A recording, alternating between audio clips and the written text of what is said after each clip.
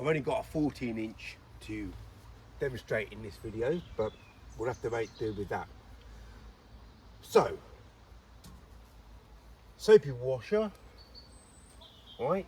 I'm not going this way, I'm going this way on the frame, and that helps me not jam up, get sloppy soap solution on here, dripping.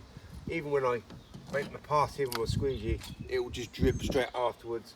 So, number one tip is when you're touching the top edge, try and get it on the end of your washer, and then you won't get drips, and try not to smash the edges here. On maintenance cleans, right, we don't really want to be saturating the window. Now on most windows, not so much these types of windows, but these kinds of windows especially, use your tool and go around the frame like this, go all the way around the frames, and then you make sure that you get all the edges, and then you fill in the middle part afterwards. Instead of what most people tend to do is they go over here and then they come round, and really you need to go right back up here to get that, catch that water. So I find on these wider windows better to start over here, come over here and go round the window. And it's very much similar to when you're working on a pole. You've got a nice wide window, you're taking out the edges first and then you fill in the middle. But when you get to windows like this, especially when you've got big squeegees like this to maneuver about in, it's a little bit different. You don't really want to be doing that. Ideally you want to be using a 10 or 12-inch on this window, but we've only got a 14, so we'll stick with that. Right, so most snooker players, they're thinking 5 or 6 moves ahead, and I've always said in window cleaning, when you're working, you want to be thinking when you're up here what you're going to be doing down here. But unlike with snooker, you're thinking 5 moves ahead, which you should be doing with your window cleaning squeegee. You've got to be thinking where you've already been, because you could be making mistakes, you could be missing parts of the glass, right? So you're thinking where you're going to be closing out. You need to know where you're going to be closing out on these windows. You don't really want to be doing it to the side, so you're planning where you're going to close out your squeegee. But wherever you've been at the top, you need to glance up, make sure you haven't missed anything, because if you have, you've got to go back up and retrieve it.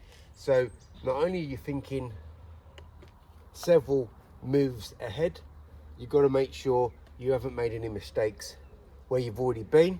So always looking up where you've been, as well as where you are and where you're heading. And last but not least, on this video, try and make every move that you use worthwhile. Don't waste your moves, your motions, yeah? Sometimes when you're closing out, you have problems closing out and you've got to rectify and go back over. You know, sometimes you can't help mistakes, but a lot of window cleaners, and I mean a lot of window cleaners, the majority of window cleaners, they don't use their tool, whatever tool they're using, squeegee tool, they're not using their squeegee purposely.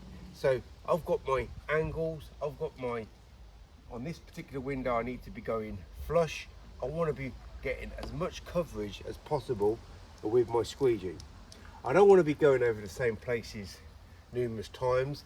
I want to get the maximum amount of coverage most of the time on windows that allow me to work, you know, the most productively.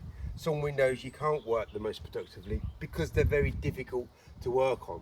Either the glass is crap or the frames are crap, or you have to go really slow at the edges because the edges is really rough. You don't want to be ruining your rubber.